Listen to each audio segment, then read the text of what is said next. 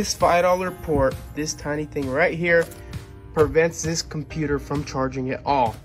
Customer did some damage to the charge port right here, and it will no longer charge, so let's get that replaced.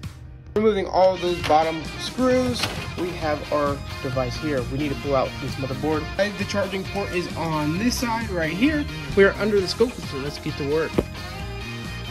Underneath the scope here, we can see that port nice and big. We have a couple contacts here that we are going to add some flux and some leaded solder to lower our working air temperature so we don't have to have any risk anywhere around.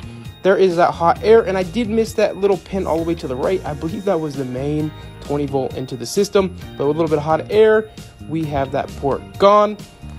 And now we just have to deal with the little broken pieces that originally broke, preventing the port from working. A little bit of copper, hot air, and my iron. Those holes are all cleared. Add a little bit of flux, add our new port into place, and we will solder everything in.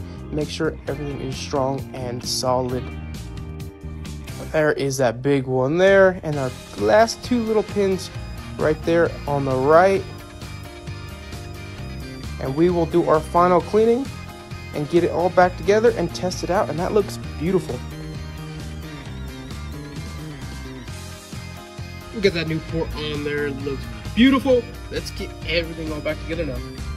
We got that charging light indicator with that charge port, so we know we are good and we are charging there. If you guys have an issue like this and want me to fix it, click that link in the bio.